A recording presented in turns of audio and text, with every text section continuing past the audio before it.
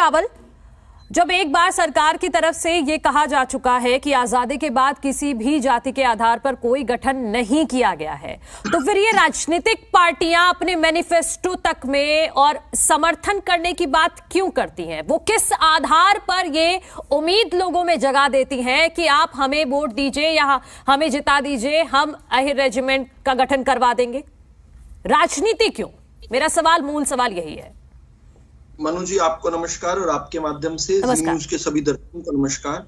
हमारे साथी प्रबुद्ध पैनलिस्ट को नमस्कार और भारतीय सेना के वरिष्ठ अधिकारी जो आपके पैनल पर मौजूद हैं उनको भी प्रणाम। आज रेजंगला दिवस के रूप में 18 नवंबर मनाया जाता है। आज रेजंगला दिवस है। उसके ये अदम्य साहस, वीरता का प्रतीक है। किस प्रकार से कमाऊ रेजिमेंट की सी जो बटालियन थी उसने 16,500 से लेकर 17,000 फीट की ऊंचाई पर किस प्रकार रजंगला जो दर्रा था वहां पर त्रिशूल में किस आदम्य साहस का परिचय दिया और वहां पर 3,000 से अधिक चीनियों के पैर वापस खिंचवा दिए। किस प्रकार से केवल 124 वहां पर जवान थे जिनमें से 117 के करीब देश के नाम बलिदान हुए, शहीद हुए। उन्होंने किस प्रकार अदम्य साहस का परिचय दिया, शौर्य और शूरवीरता, वीरता का परिचय देते हुए किस प्रकार से एक ना होने वाली एक घटना इस प्रकार की कर दी जिसको चीन के भी सैनिक आज तक मानते हैं। जब दोनों हाथों पर गोलियां लग गई मेजर शैतान सिंह भाटी की, तो पैरों में रस्सी बांधकर किस प्रकार मशीन गन से चीनियों के परखच्चे उड़ा दिए, चीनियों को भागने को मजबूर कर दिया। 1300 से अधिक चीनी सैनिकों की लाशें मिली और उनके पीठ पर गोलियां लगी हुई थी।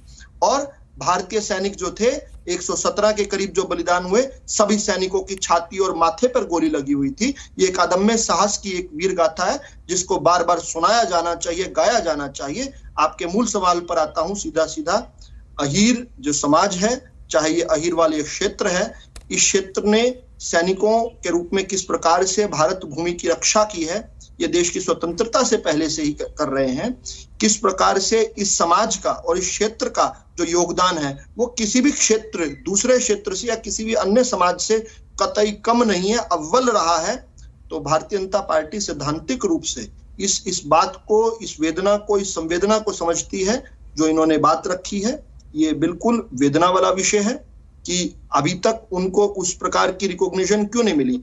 दूसरी मांग ये भी रही है कि जब अन्य जातियों के नाम से, अन्य क्षेत्रों के नाम से अगर रेजिमेंट्स हैं तो क्यों इस क्षेत्र के नाम से क्यों नहीं हो?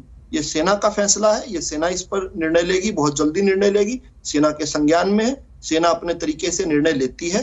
देश की सेना, भारत की सेना स्वायत्त है, स्वतंत्र है इन सभी निर्णय को लेने के लिए। और अगर समाज की बात करें तो परमवीर मेजर शैतान सिंह भाटी जैसे अनेक शूरवीर जिस समाज ने दिए हैं, जिस क्षेत्र ने दिए हैं, उस क्षेत्र को किस प्रकार से हम सम्मानित कर सकते हैं, उनको रिकॉग्नाइज कर सकते हैं, इसमें किसी प्रकार की कोई राजनीति नहीं होनी चाहिए। अधिक से अधिक साथी इसमें इस बात का समर्थन भी करते हैं। और जहां तक अहीर रेजिमेंट की बात है, अहीर एक बिल्कुल मार्शल जाति है, मार्शल कौम है, गुजर भी मार्शल जाति है। इस प्रकार की मार्शल जाति जो अंग्रेजों के दांत खट्टे करती थी, जिन्हें अंग्रेजों ने डी-रिकॉग्नाइज किया था, जिनको बागी बोलते रहे, उनको आज देश के स्वतंत्रता के बाद उनका ड्यू प्लेस मिलना चाहिए। भारतीय जनता पार्टी इसके पक्ष में है।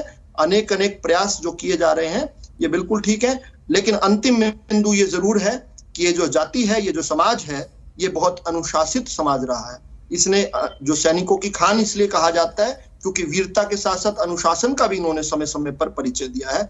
आज जो हमने कुछ घटनाएं देखी हैं वो इस समाज के गौरवपूर्ण इतिहास के साथ न्याय नहीं कर रहा है। इस प्रकार से हम वर्दीधारी लोगों के ऊपर पथराव करेंगे तो हम, मुझे लगता है, अपनी एक बहुत वास्ट जो लेगेसी है उस लेगेसी के साथ कहीं ना कहीं अन्याय कर देंगे।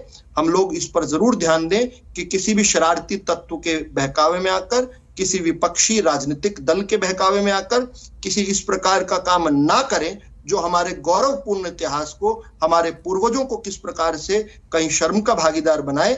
मैं ये आज आपके चैनल से फिर से ये अपील करना चाहता हूं कि हम लोगों का, चाहे अहीर रेजिमेंट की बात हो, चाहे गुजर रेजिमेंट की बात हो, चाहे किसी अन्य वीर जाति या जाति वीर नहीं होती, लोग वीर होते हैं उस जाति के, ऐसे किसी समाज, ऐसे किसी क्षेत्र को अगर रिकॉग्नाइज करना पड़ेगा तो जरूर करेंगे। ये जरूर एक बात है कि देश के अंदर स्वतंत्रता के बाद कोई भी जाति आधारित या क्षेत्र आधारित कोई रेजिमेंट का गठन नहीं हुआ।